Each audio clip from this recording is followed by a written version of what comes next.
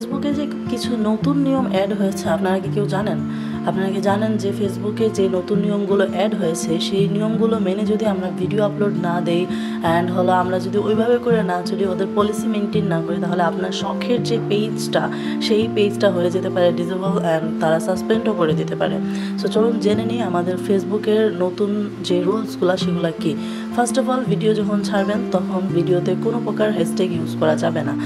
Use করা যাবে না বলতে একদমই যে ইউজ করা যাবে না এমনটা না। অনেকে 4টা 5টা 6টা 10টা 12টা হ্যাশট্যাগ ইউজ করে এবং এমন হ্যাশট্যাগ ইউজ করে যে পুরো ভিডিওটার মধ্যে হ্যাশট্যাগ আর হ্যাশট্যাগ হয়ে থাকে। তো এতগুলো হ্যাশট্যাগ কখনো ইউজ করা যাবে না। এটা হলো ফেসবুকের প্রথম রুলস। দ্বিতীয় রুলস যেটা অনেকে করেন কি, যে অনেকগুলা সেম লেখা অনেকগুলা পেজে আপনারা আপলোড করতে থাকেন, যে like count me in, follow to follow, done, হ্যান ত্যান এইসব টাইপের যেই লেখাগুলো সেগুলো করতে থাকেন।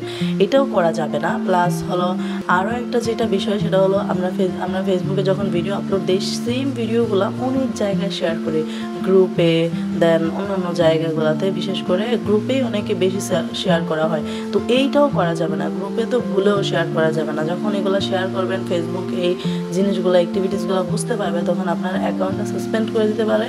আর যদি সেটা নাও করে, আপনার পরবর্তীতে মনিটাইজেশন কখনোই অন হবে না। তাই যারা অনেক দিন ধরে কষ্ট করছেন এবং চেষ্টা করছেন যে আপনারা মনিটাইজেশন অন করবেন অ্যান্ড হলো একটু কষ্ট করে সামনে এগিয়ে যাবেন, তারা এই ভুলটা আর করবেন না।